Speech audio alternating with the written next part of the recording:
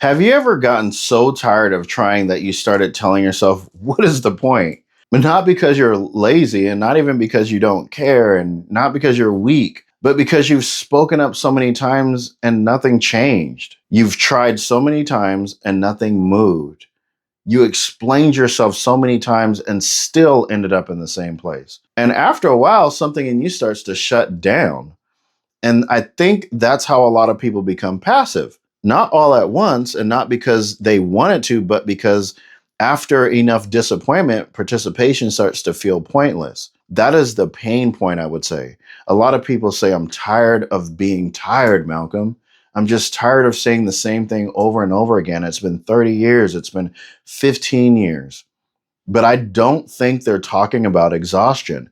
I think they're talking about resignation. They're tired of putting energy into patterns that keep demonstrating to them that their energy doesn't matter. And once that starts happening, even the thought of trying feels heavy. So when I'm talking to my clients and my practice, especially my new clients, it feels really heavy when I tell them something that they don't necessarily want to do. This shows up everywhere. It shows up in government when people start participating because they feel like their voice means nothing. And it shows up in relationships when one person keeps bringing up the same issue and the other person keeps doing the same thing. And eventually it feels easier to say, forget it. I try to tell people if somebody keeps saying the same thing over and over again, you might think you've stopped doing something, but it might be the case that you're not. So the wound keeps being opened.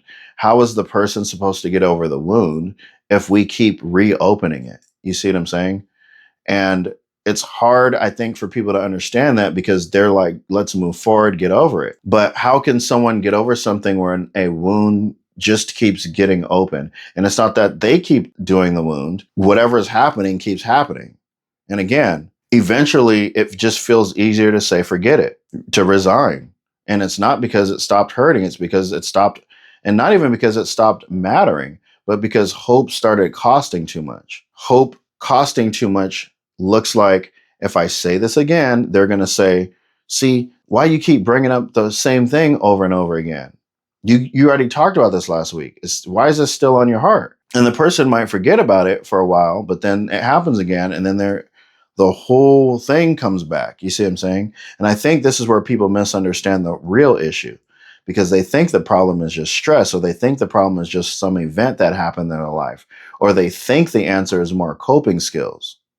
But I do not think that is deep enough. I think the deeper issue is the meaning people keep attaching to what's happening. What am I attaching to this thing when my partner brings this thing up again?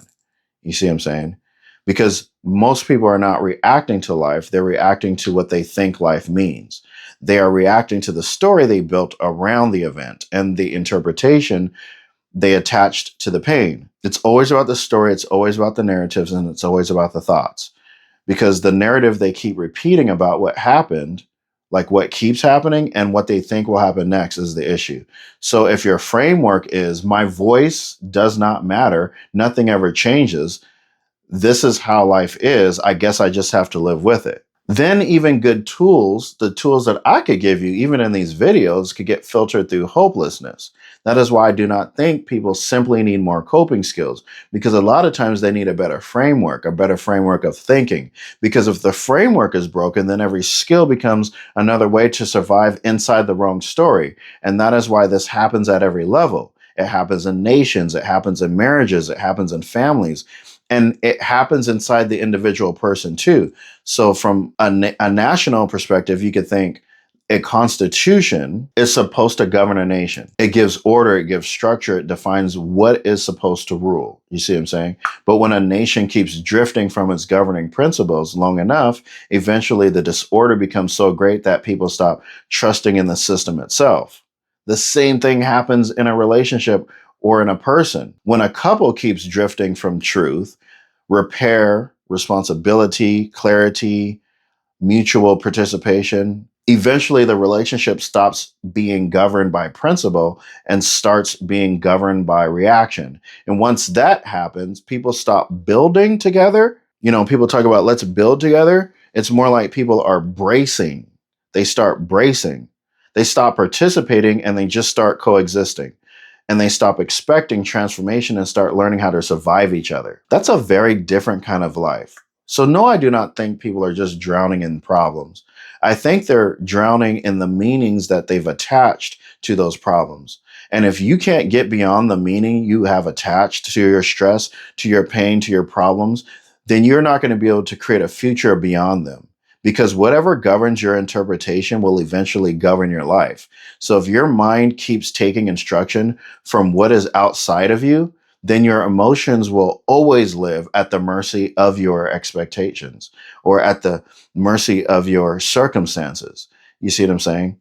If your identity keeps taking instructions from failure or rejection or neglect, or maybe even disappointment or repeated conflict, then you will keep recreating a self that expects more of the same. So to me, the answer is not merely helping people cope with chaos. The answer is helping people stop organizing their life around chaos in the first place. In my clinical practice, I help people ask themselves, what is governing me right now? What is governing my interpretation right now? What is governing my identity? What is governing my participation? Because once reaction replaces principle, and once resignation replaces clarity, people stop living and they start surviving. And that, again, that happens in nations and that happens in marriages and that happens in the individual person. So at the macro level and at the micro level, these things happen. And the moment a person loses faith that participation matters, passivity starts to look like peace. But it's not peace, it's resignation. And resignation will keep reproducing the same life until something deeper changes. What has to change is not just behavior, it's the framework, it's the meaning. It is what you keep allowing to govern your inner world. That is where change begins. Does that make sense? Titans aren't born, they're forged.